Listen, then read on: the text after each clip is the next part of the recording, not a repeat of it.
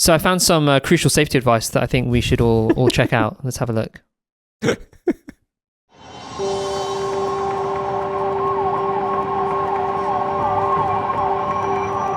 Couldn't get better CGI. So there's been a nuclear attack. Don't ask me how or why, just know that the big one has hit, okay? So what do? There are 3 important steps that I want you to remember. Step 1, get inside fast. You, your friends, your family, get inside. And no, staying in the car is not an option. You need to get into a building and move away from the windows. Step 2, stay inside. Shut all doors and windows. Have a basement? Head there. If you don't have one, get as far into the middle of the building as possible. If you were outside after the blast, get clean immediately. Remove and bag all outer clothing to keep radioactive dust or ash away from your body. Step 3, stay tuned. Follow media for more information. Don't forget to sign up for Notify NYC for official alerts and updates. And don't go outside until officials say it's safe. All right? You've got this. You've got this. When I originally saw that, I was very skeptical. But now, looking back, I've realized this is one of the best marketing gimmicks I've ever seen. I know. To get nuclear war is coming. Subscribe. Yeah, I know. I thought. I better subscribe. Yeah. What do you make of it? Fundamentally well-intentioned. Okay. Because at the end of the day, if you're telling people how to potentially survive a nuclear attack, there's nothing fundamentally wrong with it. Yeah. But execution, I think, could have been improved upon. Like, smiling, happy face, a bit of rubble. Have you seen the bit of rubble at the beginning? It's like, no, that's not what a nuclear bomb would do to a city like New York. If very it was dropped clear on it. green screen. Yeah. Which is maybe realistic because there'll be no actual. There'll be no building. No building. I mean, also get inside. Yes, I mean, it is correct information. You should because, radioactive dust. Mm-hmm. But at the same time, if you're within the blast zone, your whole building will be leveled upon you. Yeah. So I suppose the information is only valuable for people outside the blast zone. Mm-hmm. And then obviously get inside, stay inside. Well, what if I need food or water? Which happens pretty quickly, by the way. Yeah. We drink about 2 liters a day. So what, get inside, stay inside for a day, okay? And then go find water. Oh, the water tap doesn't work. Oh, because I didn't prepare for it. Oh, okay. So actually, this emergency preparation would only last people 24 hours. And then follow the media.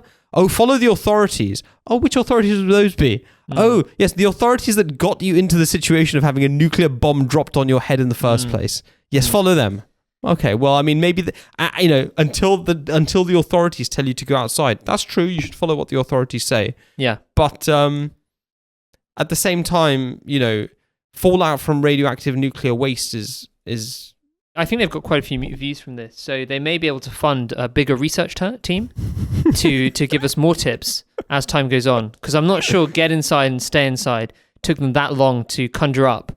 I think if there's going to be advice, it should be a bit more thorough, a bit more useful than that, because these are things which probably you'd do anyway.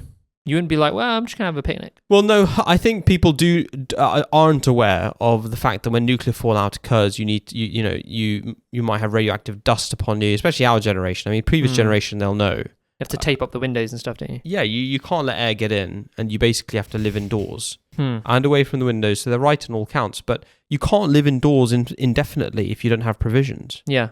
She's beginning with it with... Don't ask me how or why, just know that the big one has hit, okay? It's like, whoa, okay. Yeah. I'd like to know why.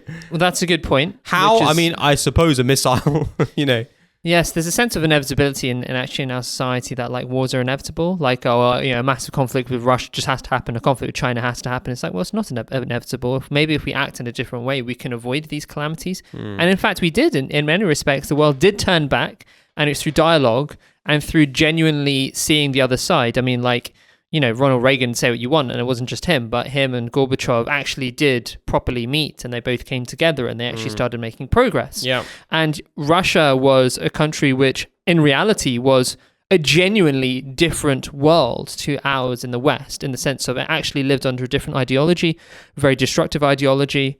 They had committed unbelievable atrocities to their own people. They were anti-religion, and to others.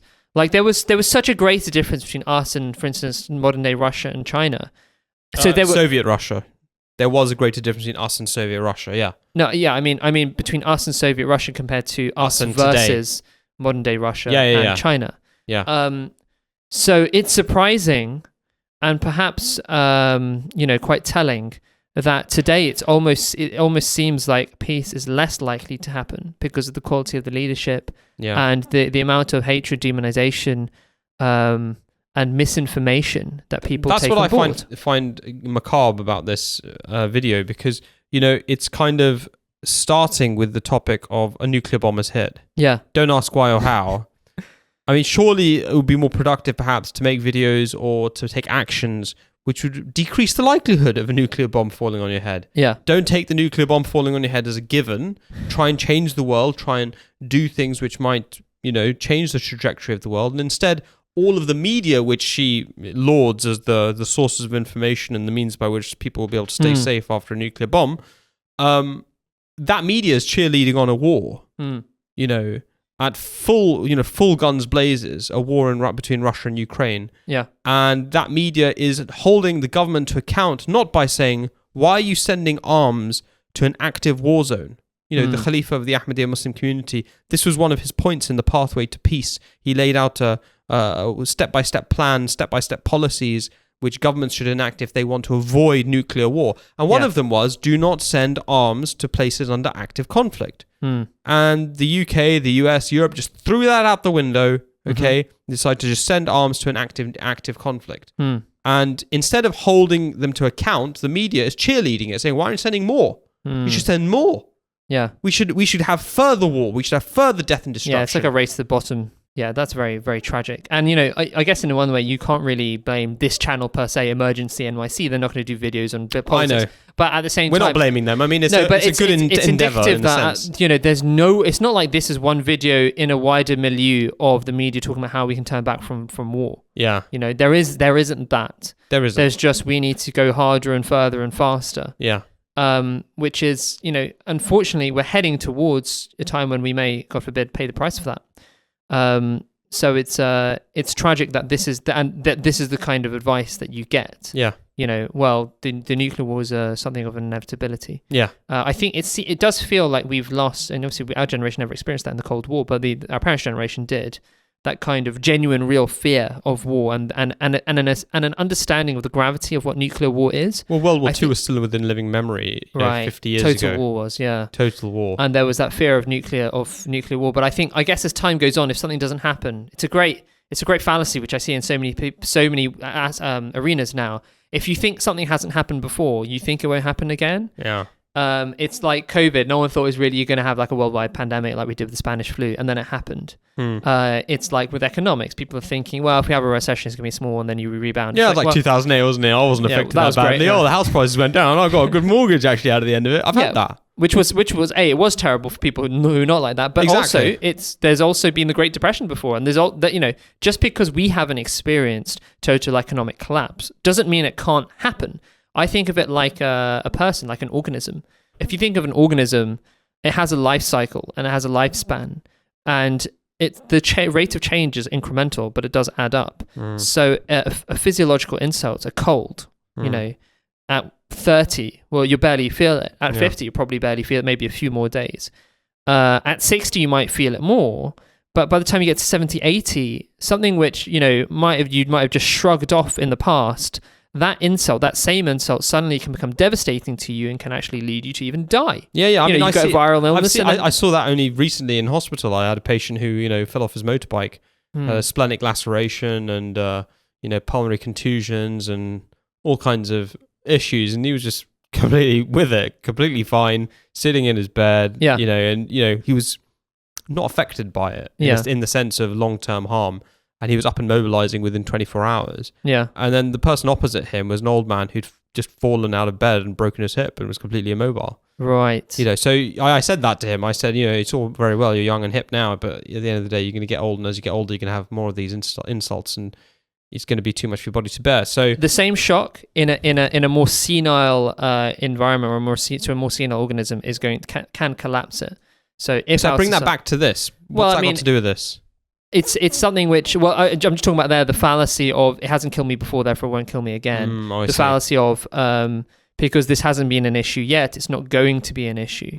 Cancer's only an issue when you're old and cancerous. It's not going to. Things can change and things can happen, and you can't base your projections of the future based on the past, or even especially on the recent past. Yeah, you need to actually consider what the dangers are, and what we have now is a situation where we haven't had a total war in Europe for a very long time, and where we've already come out of a nuclear risk time period, and therefore people assume, well, it'll never happen now because it never happened in the past. Yeah, I it's know. like, no, it could still happen. In fact, it's more likely to happen now because people are not guarding against it. Yeah. And I think the issue actually is more fundamental than a civilizational one or a cultural issue it's much deeper, or an economic issue or a political issue, etc.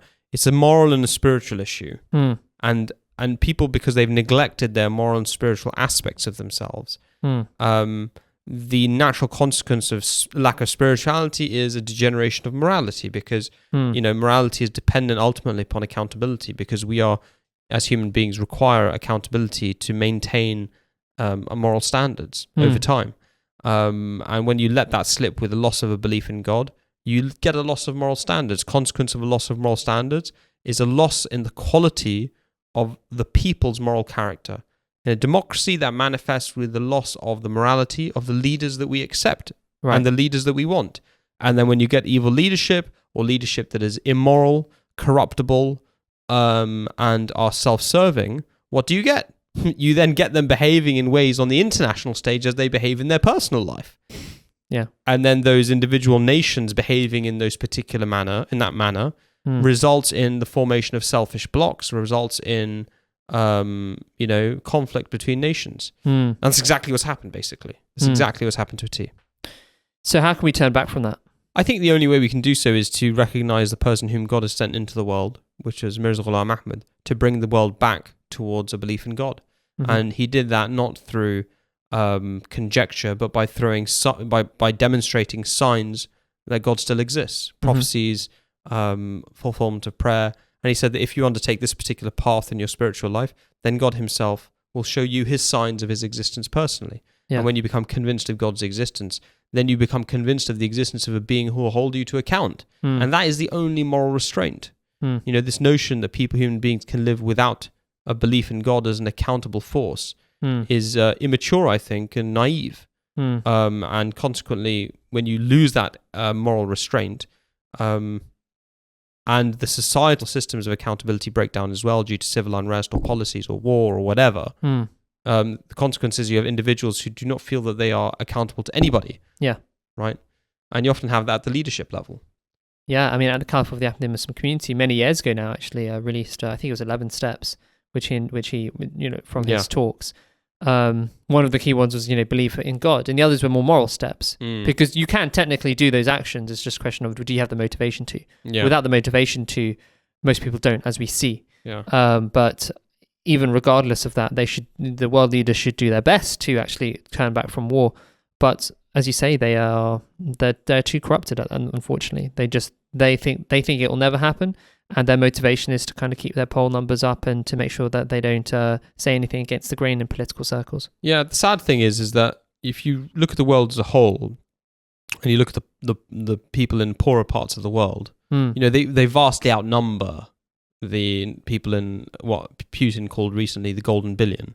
The idea of the top strata of humanity who live, in the West, in Europe, in the United States, Canada, etc. And it's sad, and it's a reality that the people of the West, as a whole, the nations, we accept the poverty in the world. We're actually okay with it. Yeah. As long as we're not poor. Yeah. Right. And as long as we don't get dragged into that, problem, we don't mind the system we're in, and we don't mind the leaders that really perpetuate the system we're in. And that might be a part of apathy. It might be a lack of compassion. It might be just a lack of knowledge of how to change the system. Yeah. And certainly individuals can't. But that's somewhat belied by the fact that we have had leaders in recent memory. We're not a political show, so we're not going to go into it. But we've had leaders in recent memory who made their policy, and the fundamental core of their policy was to take care of the poor in their own countries, domestically, right? And to make them the focus of what the government should be about. Yeah. Let alone the people who are poor in other countries. At least the people in your own country. At least the homeless guy on your street. Yeah. Right? We've had people who ran for office in the UK, in the United States, and in other countries who made that the absolute number one priority. And it was put to the British electorate. It was put to the electorate of the United States. And they preferred other priorities that they thought were important. Whereas in the eyes of God, that is the most fundamental important priority. And people are manipulated, but it's also you can only be manipulated if you have that weakness. And also the people that are manipulating us in various ways, be they in intelligence communities, be they in the media, are also people. Yeah. They're also people who come up in this society and they think they're doing good, and so it reflects their values as well. Yeah. So at the end of the day, there is a degree of accountability that people share in a democratic society. Yeah, absolutely. For the leaders that come out. And it's not a total, it's certainly partial, but it's there. It's real. Yeah, absolutely it's there. I mean, now everybody's lambasting Boris Johnson, but hey. Yeah.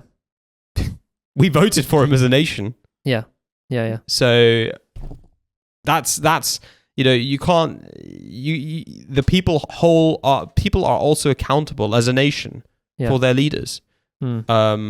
And I think, therefore, the solution to all of this must be a spiritual and a moral one. It's a wider social thing. It's not X leader needs to do this. It's not X leader this or X leader needs to change, or we need to all change. Let's change the red party to the blue party or the blue party to the red party. Yeah. No. Yeah. It's not going to do anything. You're rearranging deck chairs on the Titanic, my friend. And the Titanic that's sinking is the moral and spiritual quality of the people. Well, you know what they said before the Titanic set off? They said not even God can sink this ship. Sums it up, doesn't it? May they rest in peace. Well, it reminds me of Hazrat Muhammad Zafrullah Khan, what you just said. It reminds me of Hazrat Muhammad Zafrullah Khan, the companion of the Promised Messiah, who's also the president of the General Assembly of the UN 17th session and president of the International Court of Justice. The only individual in world history to hold both positions. And when that was conveyed to him that was what was being said at the launching of the Titanic, his response was famously, "There is no way the ship cannot sink now." Really? I didn't know that. Didn't you know that? No. Yeah. He said there is no way that this ship will come back in one piece because it's a challenge to God. Yeah. You can't challenge God. Yeah. That's awful. That's just this. It's just Pascal's wager, isn't it?